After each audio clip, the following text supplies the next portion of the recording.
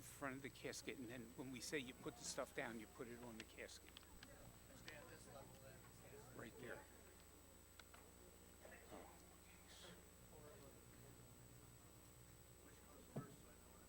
You'll hear it when I tell you.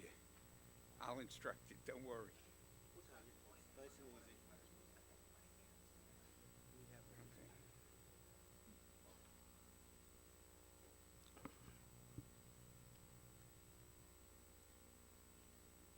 By an inevitable decree of the Great Father, our brother has been called from the turmoil of things temporal to the gracious peace of life eternal.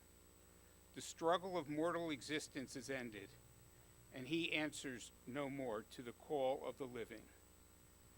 To this place we come in tribute to the memory of one who learned the lessons of friendship, charity, and benevolence, and shared with us the great fraternal work.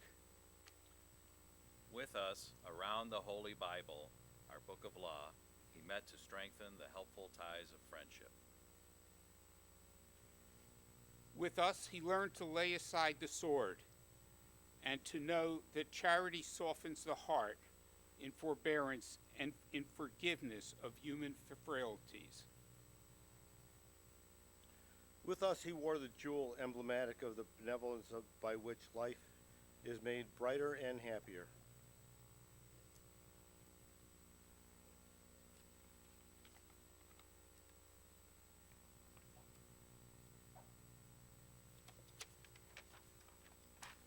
Standing by the casket, we proclaim the unfaltering belief in the mercy of a supreme being, the ruler of all, and strong in the faith that which has been promised to those who love their fellow men.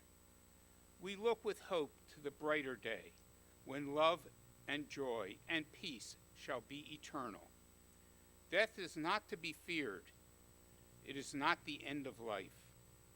Our brother is not dead. He is only called from life unto life, from labor unto rest, from turmoil unto peace. God is our refuge and our strength, and an ever-present help in trouble.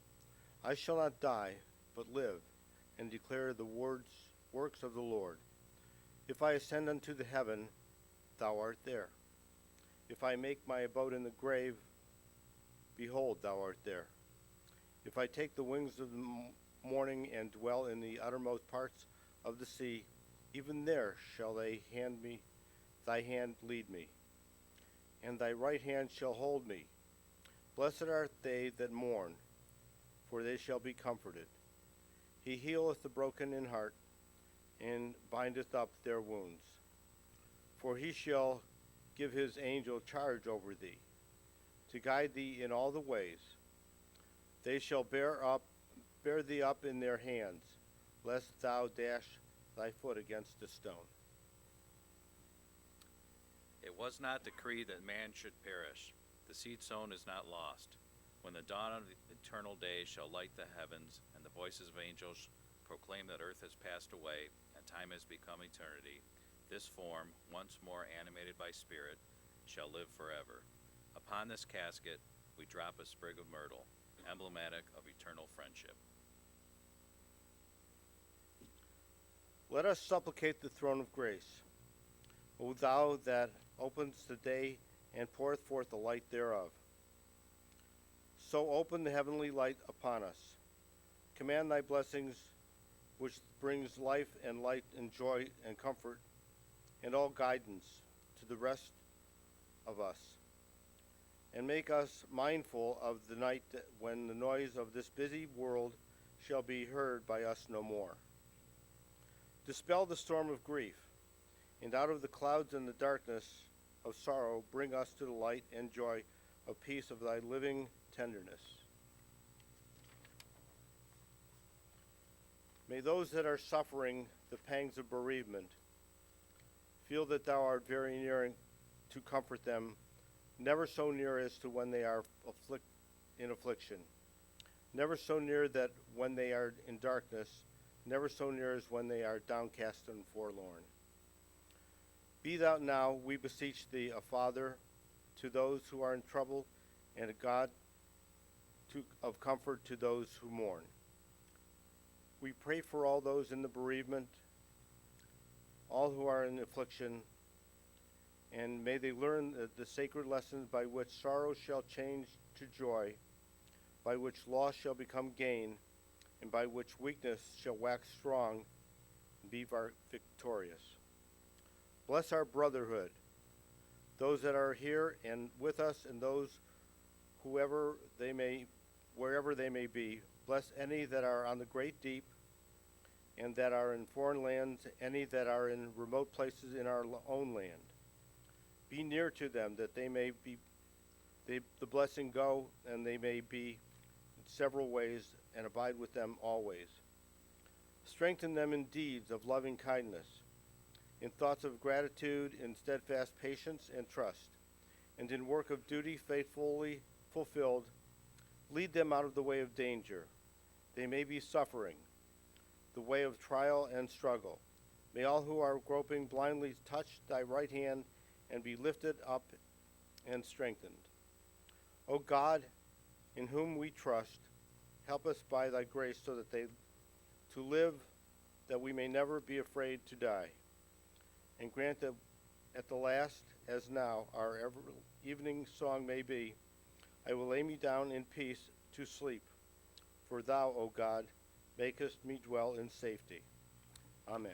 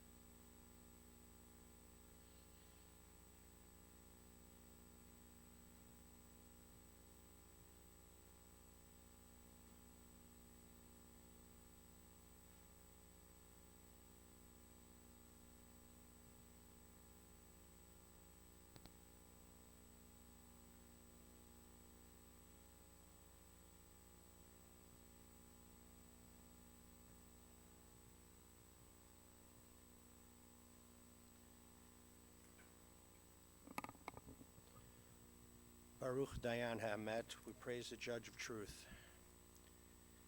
Begin with Psalm 121. Esai enai el haharim me'ayin yavo Ezri. Ezri me'im Adonai, oseh shamayim va'aretz. Al yiten lamot raglecha, al yanum shomrecha. Hine lo yanum v'lo yishan shomer Yisrael. Adonai shomrecha, Adonai tzilcha al yad yaminecha. Yomam hashemesh lo yakaka v'yareach balayla. Adonai yishmarcha mikol ra yishmor et nafshecha. Adonai yishmar tzedcha v'uecha me'ata v'ad olam. I lift my eyes to the mountains, from whence cometh my help? My help comes from the Lord, maker of heaven and earth. The Lord will not let your foot give way. Your protector will not slumber. See, the protector of Israel neither slumbers nor sleeps. The Lord is your guardian. He is your protection at your right hand. The sun will not strike you by day, nor the moon by night. The Lord will guard you from all harm. He will guard your soul, your going and coming, now and forever. Death has taken our beloved David Solomon. Friends grieve in their darkened world. In their silence there is lamentation. In their tears there is loneliness. Lost in their sorrow, may they find the presence of loving friends. Hear them, O God, and be with them. For David's love that united people in life and which death cannot sever. For his companionship that was shared along life's path and which continues through the tenderness of memory. For the gifts of his heart and mind, which brought joy and happiness and is now a precious remembrance. For all of these and more, we give our thanks to God. It is a time of sorrow and a time of grief. And so, once again, we listen to the voice of our sacred scriptures. It brings us the ever-new message of God's nearness. It tells us of our kinship with the Creator. In light as in darkness, in joy as in sorrow, in life as in death. Let us recite in the English the 23rd Psalm. The Lord is my shepherd, I shall not want. He maketh me to lie down in green pastures. He leadeth me beside the still waters. He restoreth my soul. He guideth me in straight paths for his name's sake. Yea, though I walk through the valley of the shadow of death, I will fear no evil, for thou art with me. Thy rod and thy staff, they comfort me. Thou preparest a table before me in the presence of mine enemies. Thou hast anointed my head with oil. My cup runneth over. Surely goodness and mercy shall follow me all the days of my life, and I shall dwell in the house of the Lord forever. It is a privilege to call forward David's sister Jan to speak words of tribute and words of consolation and words of joy of her dear brother. Well, first of all, before I begin, I want to thank all of you for being so supportive of not only Dave, but of myself. But there are some very special people that I do want to give some thanks to. But know that all of you are very special. I'd like to thank my cousins, Nancy and Irv, Barbara, Cheryl, Enid and David, Mark and Kathy, Julie, Stan and Rose, Mark and Junie, and Rabbi Matt. You have all been there for him, and you've been there for me. I appreciate every one of you. Well, in thinking of how I wanted to talk about my bro, that's how we called each other. He was a bro, I was sis, and we spent a lot of time together. He lived with me for over 30-some years, and you get to know someone, or you think you get to know someone. In going through some things, I found some things from when he was in the Air Force that I had no idea he had. Citations and medals and things that he did while he was serving our country for 14 years and 1 month. He always made sure to add that 1 month. It was important to him. But I was thinking, how do I start these little stories that I want to do? And I thought of a song from The Sound of Music. I'm sure you all know which one. How do you solve a problem like Maria? Well, I thought, how do you solve my brother? He was a very interesting character, and I mean that in the lovingest sense of the word. Dave never could sit still. Even as an adult, he had to go, go, go, go, go. And even in his suffering and illness, he still had to go, go, go. So he was always active, like I said, and he couldn't sit still. Now, some of these I only heard because Dave and I were 5 years and a few months apart from one another. So we had life together for both of us on 119th Street. And I used to hear stories of how David would swing from a chandelier that we have. I wouldn't put it past him. And still on 119th, when there was a big snowstorm, our father, should rest in peace, had to go out to the backyard to find him so that he wouldn't get lost in the snow.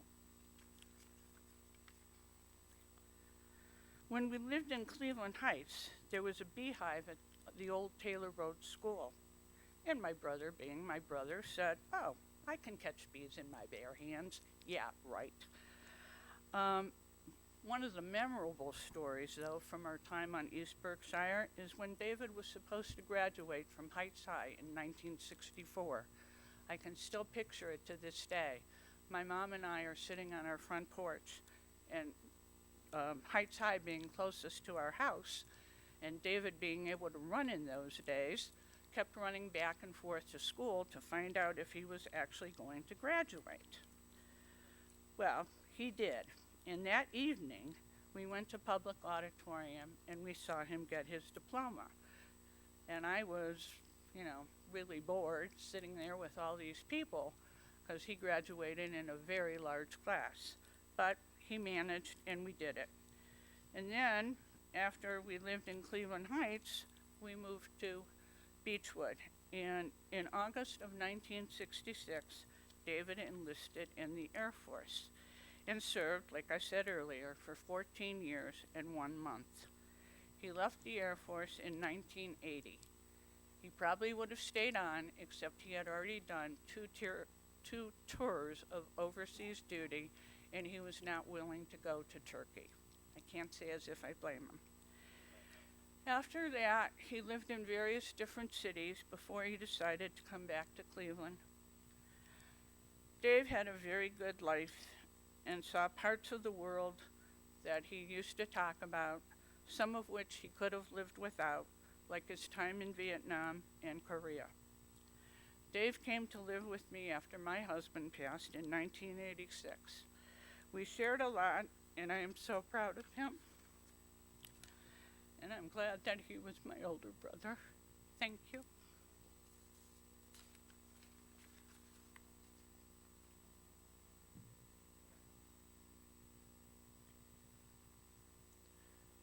A beautiful tribute, and those words spoken as a prayer. Let us say, Amen.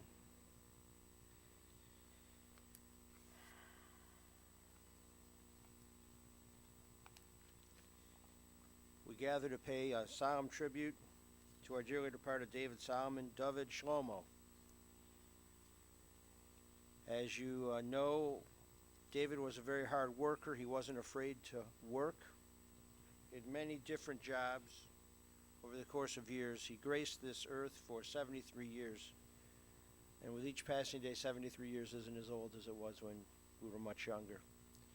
So we would have hoped for more, many more years, but only in good health.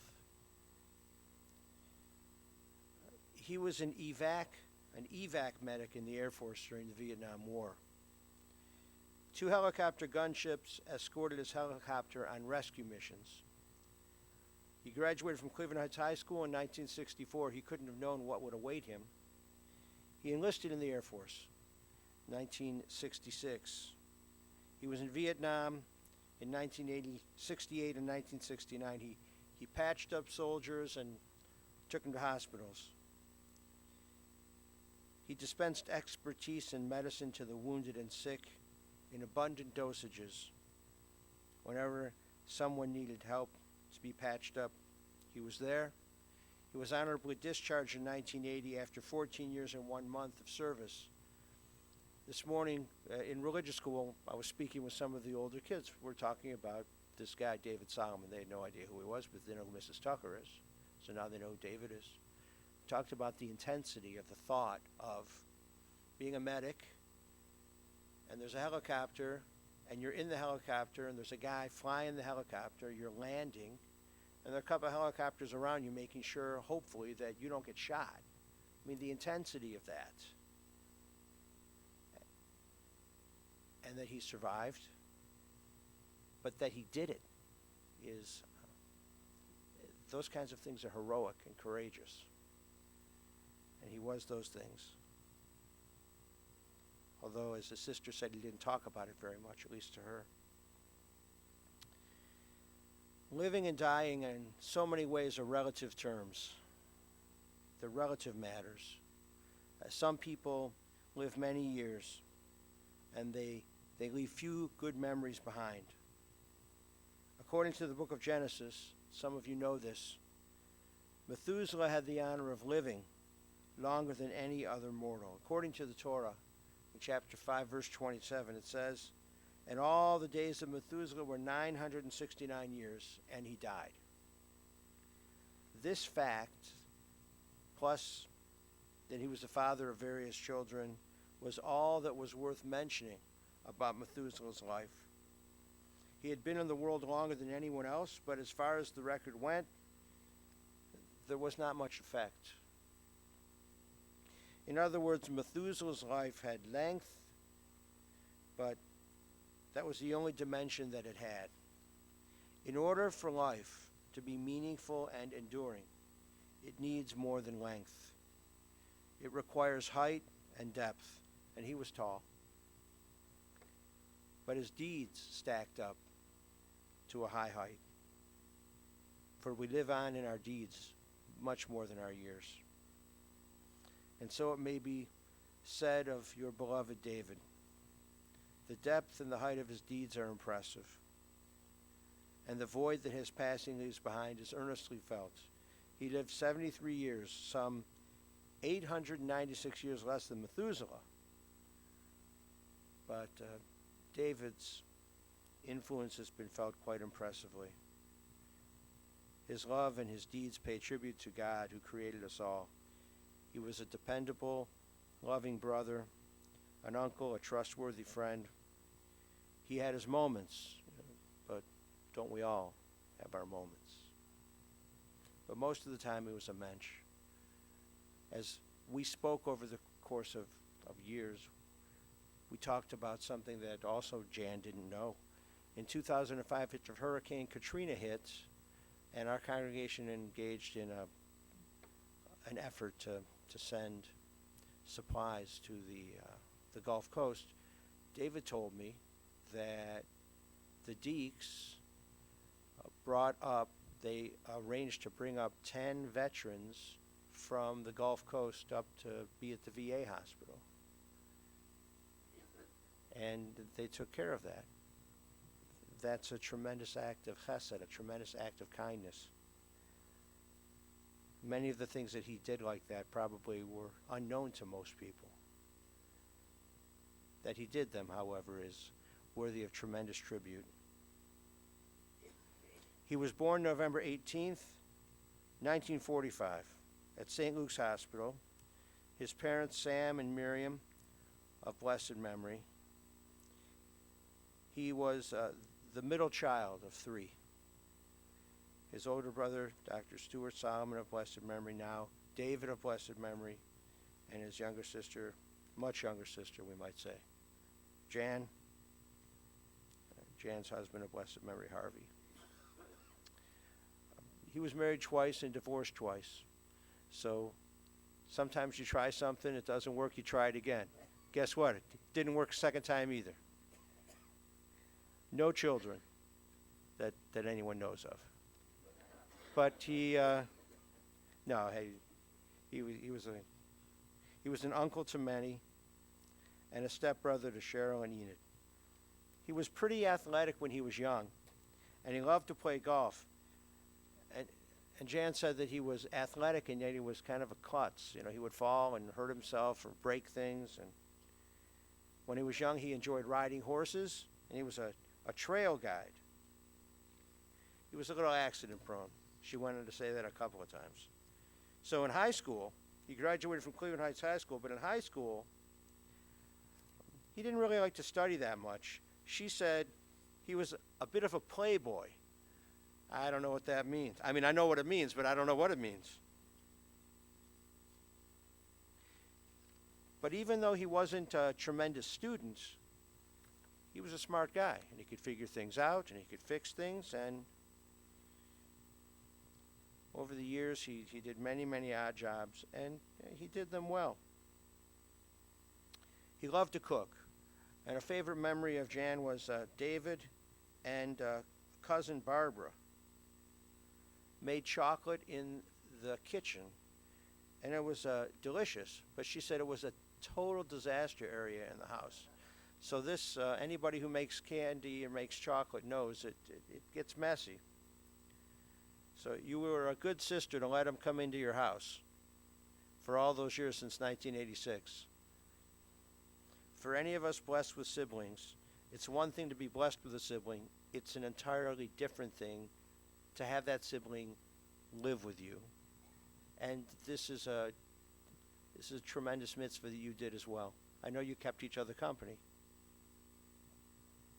but some won't even let a sibling come and live with. You did. When they were young children, their father owned a place called Sam's Vegetable and Fruit Market, which then became Union Center Supermarket, which is at 12,000 Union Avenue. I had no idea where that was. So I did what people do. I got on my computer, and there's a black and white picture of your dad's place, Union Center Supermarket, and they were pictures that came from the summer of 1968 after the Huff riots. There are pictures of the broken windows, and all in black and white, of course. And it looked like a pretty nice place, even in black and white, even with some broken windows. But as you said, it became a very tough neighborhood. But your brother helped your dad out. He was a good son. After a series of medical challenges, early on Friday morning, David breathed his last. And now there's no more pain or deterioration. There's just rest and wholeness and peace. And just as Shabbat, although he was not a religious guy, he did know about Shabbat. And we all know about Shabbat. Shabbat is a day of rest. It's a time of rest. And now for your dear brother and stepbrother and uncle and relative and friend, it's a time of rest for him. His soul is returning to God and to be with the souls of his relatives and friends and the ancestors of our people. We learn this in Ecclesiastes chapter 12, verse 7. The dust returns to the earth as it was. The spirit returns to God who gave it. Who will place the body in the ground, and over the course of time it decomposes and becomes dust. The spirit, however, returns to God to live on. God will take care of the spirit of your dear David. One day, we also will join our loved ones in a time called Olam Haba, the world to come. It's not a place. This is a place. Olam Haba is an eternal time, and you will be together with your dear brother again in that eternal time. The family has allowed us to send along a well-used prayer book with him in the casket, because not only is it a privilege to escort the body of your loved one to its final resting place, but also holy books of our tradition You have many, many memories of David Solomon. And we give thanks to God for this gift of life of 73 years. And as you think of David, in your own quiet way, be of service to others. When someone needs help, volunteer to help. And do these things in his loving memory. For only through our deeds can the world be compensated for his loss. And so we will conclude with words from the first chapter of the book of Job, verse 20. Adonai Natan, Adonai Lakach, Yehi Shem, Adonai Mevorach. The Lord hath given, the Lord hath taken away. Blessed be the name of the Lord. Amen. Ose shalom bimromav, Ya'aseh shalom aleinu, ve'al kol Yisrael, ve'imru, yimru, amen. Ya'aseh shalom, Ya'aseh shalom, shalom aleinu, ve'al kol Yisrael, Ya'aseh shalom, Ya'aseh shalom, shalom aleinu, ve'al kol Yisrael. May God, who causes peace to rain down in the high heavens, may God cause peace to rain down upon us, upon all Israel, and upon the soul of our dearly David, Shlomo, our dearly beloved David Solomon. And let us say, Amen. Please rise for El Malei Rachamim.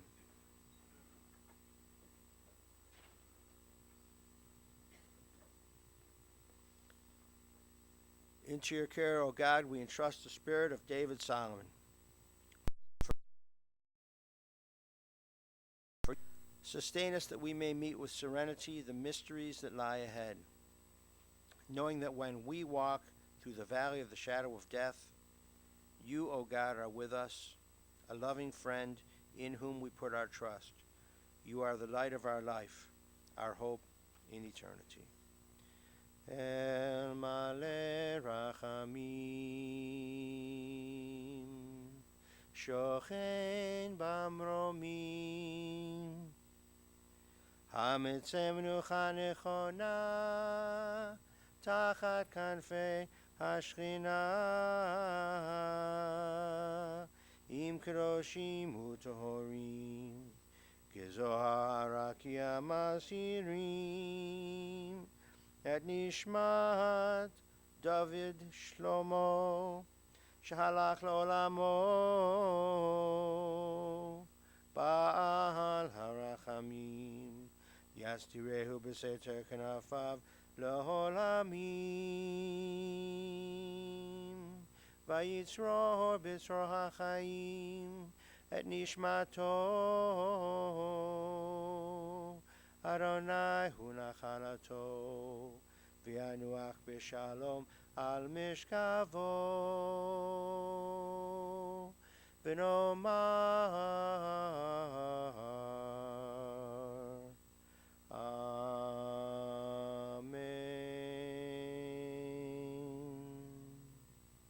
Compassionate God, eternal Spirit of the universe, grant perfect rest in your sheltering presence to David Solomon, who has entered eternity. O God of mercy, let him find refuge in the shadow of your wings, and let his soul be bound up in the bond of everlasting life. God is his inheritance. May he rest in peace, and let us say, Amen. Please be seated. We will go in procession to Mount Olive in one moment.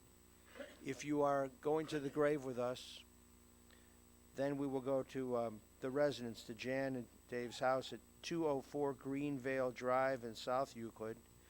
If you're not going to the grave with us and will meet us at the house, we'll probably be about an hour and 15 minutes from the time we leave. We will recite Kaddish at the house, and although he will probably be on Kaddish lists in a few places, for certain we'll recite Kaddish for him for the Shloshim for the next 30 days. And Wednesday afternoon, the kids will get reps in the Kaddish or Hebrew school. And Sunday morning, the kids will get reps in the Kaddish for religious school. And it'll be a privilege to have David's name on our Kaddish list as well. And also the family would like to let you know if you'd like to make a donation in his loving memory. Please consider contributing to the Deeks Lodge, Knights of Pythias, or consider donating to Temple Israel Ner Tamid, or many other places as well. But do this in his loving memory. And so this concludes where we are now, and we'll go on procession to the cemetery.